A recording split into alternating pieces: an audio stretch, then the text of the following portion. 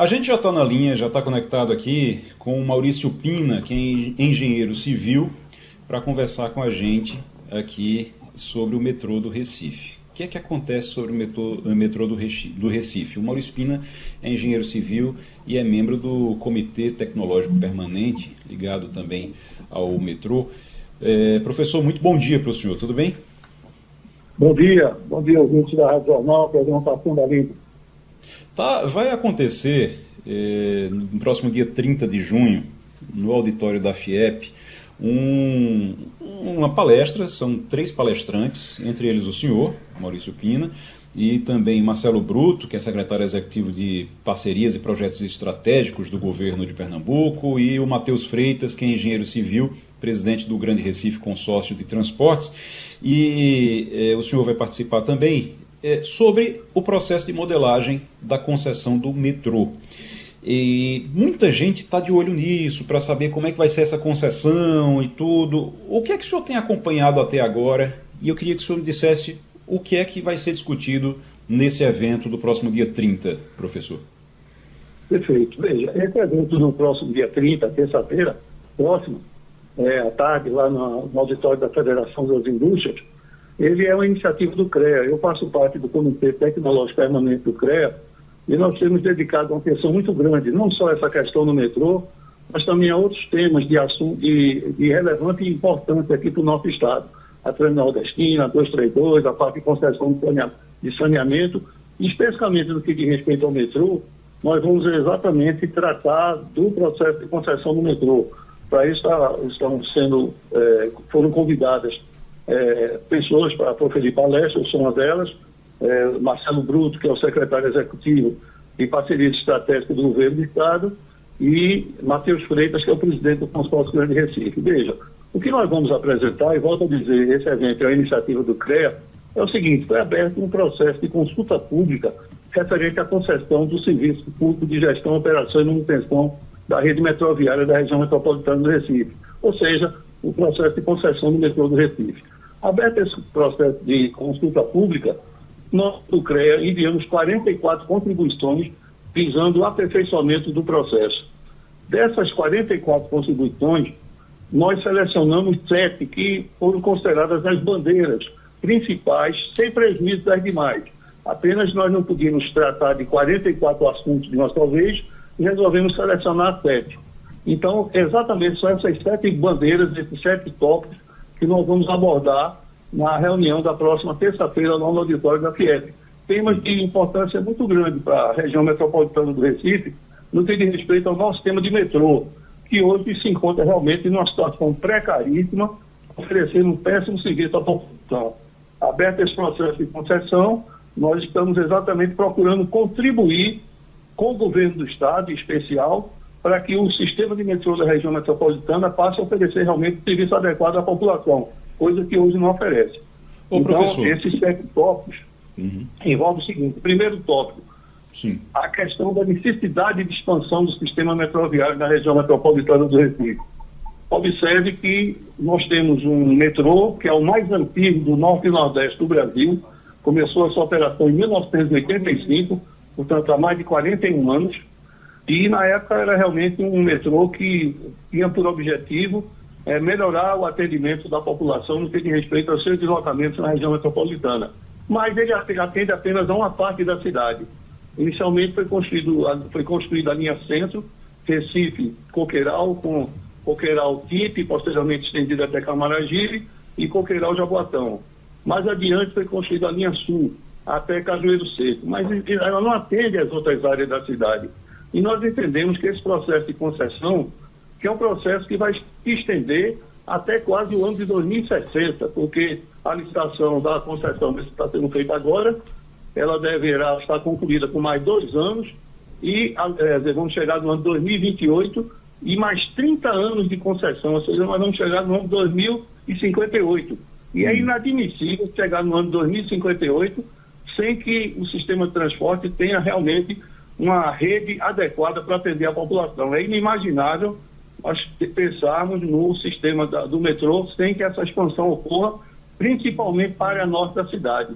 E o edital de concessão não contempla essa expansão. É um dos pontos principais que nós relacionamos. Muito bem. Aqui no documento professor, que o CREA enviou para exatamente contribuir com esse processo de concessão. Muito bem, professor. Eu acho que é muito importante o senhor, a gente poder resumir aqui alguns pontos principais, mas eu tenho certeza que na palestra, no próximo dia 30, vai dar para falar bem sobre todos esses 7 pontos. É muito importante. Eu ia lhe fazer uma pergunta exatamente sobre se o senhor acha, o senhor como é um estudioso da área, o senhor que acompanha essa área há muitos anos, há décadas já, se o senhor vê como existe solução, e vê que existe solução, porque quem é usuário do metrô hoje olha e pensa, meu Deus, isso aqui não tem jeito, mas tem solução, tem como resolver, e pelo que o senhor disse, tem. Quando você apresenta propostas para que tenha solução é porque tem solução. Mas eu vou passar para a Terezinha Nunes, que ela tem pergunta para fazer para o senhor também sobre o assunto. Bom dia, Maurício. Eu acho que deve sair coisa boa dessa discussão, porque as pessoas que vão se apresentar, que vão fazer conferência, entendem do assunto, como é o seu caso. Quando se fala nessa concessão do metrô, vem a primeira pergunta: quem vai pagar esse preço? Porque o governo federal, pelo menos pelo conhecimento que a gente tem hoje, ele não está disposto a complementar todos os recursos necessários para que haja realmente uma melhoria, pelo menos, do sistema de metrô. Eu não falo nem expansão, resolver os problemas de hoje, de agora, né? E como é que você enxerga isso? Existe essa disposição? Que recursos existem disponíveis e qual a necessidade real do metrô para uma recuperação da parte atual, sem nem falar em expansão? Sua pergunta é excelente, Terezinha, porque é exatamente a oportunidade de abordar o seguinte: eu encaro o metrô nosso hoje, que era para ser uma solução para a cidade e se transformou num problema, como um paciente que se encontra na UTI e ele precisa sair da UTI. Então, a recuperação no metrô é urgente. Agora, a gente também não pode pensar que até o ano de 2058 a gente vai estar com o sistema de transporte da cidade como está. São as duas coisas: recuperar e expandir. Com relação a essa questão de recursos que você abordou, é previsto um acordo, um investimento de 4 bilhões de reais. Mas nós estamos mostrando, e o secretário Marcelo Bruto, que é uma pessoa muito competente, que trabalha nessa área de parceria estratégica há muito tempo, já incorporou essa ideia nossa. Os recursos previstos são insuficientes para a recuperação do sistema existente. Eu vou dar um exemplo. Por exemplo, material rodante. Material rodante é o quê? São aqueles trens de unidade elétrica, 4 carros do metrô, cada composição daquela. Nós temos aqui operando na região metropolitana do Recife uma frota de TUEs, que a gente chama de TUEs, trem unidade elétrica, insuficiente. Em 1985, foram adquiridos 25 trens desses, Santa Matilde. Essa frota vai ser totalmente desativada. Tem mais de 40 anos de operação. E, mais recentemente, mais recentemente que eu digo, há mais de 12 anos, foram adquiridos mais 15 TUEs. E desses, apenas 12 vão ter condição de ser aproveitados. Então, veja, vai ser necessário adquirir 18 trens novos aqui para o nosso sistema de metrô. E o valor que consta no acordo que foi assinado com o Estado nos parece insuficiente. Para adquirir esses 18 trens novos para a nossa cidade, seriam necessários, baseando no que o metrô de Salvador está adquirindo 10 trens, cada trem desse custa 49 milhões de reais. Então, os 10 trens de Salvador vão custar 490 milhões. Para adquirir os 18 trens que nós vamos precisar para ter o nosso sistema operando de forma adequada, vão ser necessários 882 milhões de reais. Só que o valor que consta alocado no documento firmado é de apenas 588 milhões, ou seja, cerca de 2/3 do necessário.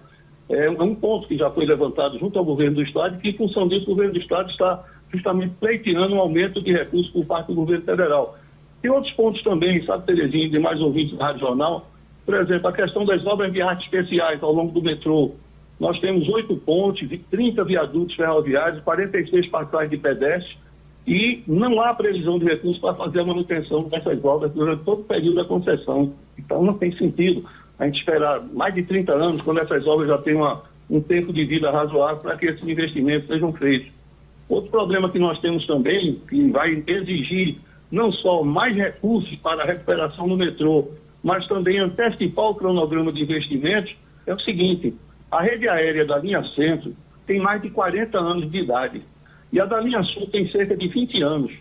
Nós vemos com frequência paralisações no sistema do metrô, a maioria causada por panes na rede elétrica. Então, o documento prevê um prazo de 10 anos para substituir toda essa rede elétrica, o que nos pareceu um prazo excessivamente longo, tendo em vista essas constantes panes que têm ocorrido. Então, veja, o que nós estamos, no momento, trabalhando e o que nós estamos exatamente propugnando junto ao governo do Estado é uma colaboração, a contribuição de um grupo de engenheiros que nós fazemos parte do CREA, o Conselho de Engenharia, e que nós estamos voluntariamente prestando esse trabalho, essa contribuição para o governo do Estado. São exemplos de que é realmente necessário aumentar esses investimentos previstos para a recuperação do nosso sistema de metrô, sem prejuízo, evidentemente, de nós pensarmos na expansão dele.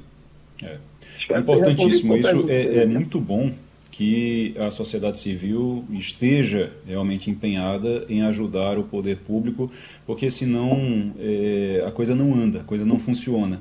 Tem que ter gente, as entidades, elas precisam, o CREA faz parte disso, elas precisam realmente entrar nas discussões e o CREA está nessa discussão já faz tempo, a gente sabe disso. O senhor está nessa discussão já faz muito tempo também, nessa discussão pela melhoria, pela recuperação e melhoria e ampliação do metrô, professor. Então, e a gente sabe muito bem disso. Então, é muito bom que vocês estejam se unindo para ajudar. Tem muita gente que só aparece na hora de reclamar. Vocês estão realmente se unindo para ajudar, para contribuir, e isso é muito importante. Maurício Pina é engenheiro civil e membro do Comitê Tecnológico Permanente do CREA, que vai discutir aí, está discutindo o metrô do Recife. Pedro Beja, tem pergunta, Pedro? Maurício, basicamente sobre enquanto usuário também do transporte público, né, que acaba sendo uma discussão que se arrasta há muito tempo sobre como melhorar isso aqui em Pernambuco, e o metrô ele é parte fundamental disso, porque ele poderia ser uma válvula de escape, né, para muitas áreas da cidade, e ele termina não sendo, e ele tem muitos problemas, é uma crise operacional que se arrasta há muito tempo. E o usuário ele acaba ficando com a mesma pergunta: por quanto tempo a gente vai ficar esperando uma solução que venha, seja lá de onde for? E aí são duas perguntas em uma. Primeiro, quanto tempo o usuário vai precisar esperar por essa solução a que seja a mínima possível para melhorar o serviço? E a segunda pergunta seria: existe diálogo aberto com o governo já por parte do seu grupo? Existe algum diálogo aberto com o governo para conversar sobre isso? Ou é algo que vai ser definido após essa reunião? Perfeito, Pedro. Você é uma pessoa realmente que se interessa muito pelo sistema de transporte coletivo e eu sou testemunha disso. Veja, com relação à questão do tempo necessário, está sendo previsto que esse processo de consulta está sendo concluído, nós estamos contribuindo nessa parte e vai ser realizada a licitação da concessão. Há quem diga que esse processo de concessão estaria pronto no próximo ano. Eu tenho minhas dúvidas, eu acharia mais razoável lá para 2028, início de 2028. E somente a partir daí é que a concessionária que vier a ganhar a licitação vai poder investir no sistema, vai poder adquirir novos trens, vai poder investir na rede aérea, vai poder, enfim, tratar de todos os pontos que são importantes para que o sistema tenha uma infraestrutura adequada. Provisoriamente, é bom que se diga provisoriamente, porque houve, na verdade, um hiato aí, tendo em vista que há 6 anos atrás estava sendo tratado, na época eu era diretor de planejamento do consórcio Grande Recife, nós estávamos tratando dessa questão da passagem do governo federal para o governo do estado, não só aqui do Recife, mas também de Belo Horizonte, de Porto Alegre, e naquela ocasião o governo do estado decidiu não continuar com o processo. Houve essa paralisação, Belo Horizonte prosseguiu e lá já tem uma concessionária que está operando. Então, veja, devido a esse tempo decorrido, o nosso sistema degradou, houve uma degradação muito grande do sistema, testemunhado isso por quase semanalmente nós temos paralisações no sistema do metrô por motivos os mais diversos. Então, esse ato que houve causou, sem dúvida, prejuízos aqui à operação do metrô. Nós estamos trabalhando no sentido de que a partir de 2028, quando a concessionária tiver, digamos assim, contrato assinado e puder investir, esses trens os novos trens sejam adquiridos. Aqueles 18 trens novos a que eu me referi, pelo menos 18. Na verdade, nós estaríamos precisando de 30, porque desses 30, 12 são de uma frota que já tem uma certa idade. Bom, mas esses investimentos só vão ser feitos a partir do momento que o contrato de concessão for assinado. Por essa razão é que estão vindo aí alguns trens usados de Belo Horizonte para suprir essa deficiência até que haja condições de a concessionária ter esses novos trens em operação. A população vai ter um pouco de paciência, mas está tentando trabalhar para recuperar esse tempo perdido. Muito bem. Falo em nome do CREA, não falo em nome do metrô, não. Eu estou falando aqui como uma pessoa que faz um trabalho voluntário junto ao CREA, especificamente no nosso Comitê Tecnológico Permanente. Por isso é importante que as pessoas que se interessam pelo assunto participem desse seminário que vai ocorrer na próxima terça-feira lá no auditório da Fiesp. Todos esses pontos vão ser tratados. Infelizmente, aqui no programa, pelo tempo escasso que se tem, é evidente, a gente não pode tratar, são 44 contribuições, das quais 7 principais, mas nós vamos ter a oportunidade de apresentar todas elas lá na próxima terça-feira, de modo que ficam todos convidados a participar desse evento lá no auditório da Fiesp, na terça-feira, dia 30. Muito bem. Na próxima terça-feira, dia 30, então, é o dia que acontece essa palestra, terça-feira agora já, às 3 da tarde, no auditório da Fiesp. Oi? Das 15 às 18 horas. Das 15 às 18, exatamente. Marcelo Bruto, entre os palestrantes, que é secretário executivo do governo de Pernambuco, de parcerias e projetos estratégicos. Matheus Freitas, engenheiro civil, presidente do Grande Recife Consórcio de Transportes. E o Maurício Pina, que está conversando aqui conosco, que é engenheiro civil e também é alguém que trabalha há muito tempo e acompanha a situação do metrô e conhece do metrô do Recife como poucos aqui em Pernambuco. Obrigado, professor, e volte sempre aqui ao Passando a Limpo. Foi uma satisfação participar do programa de vocês.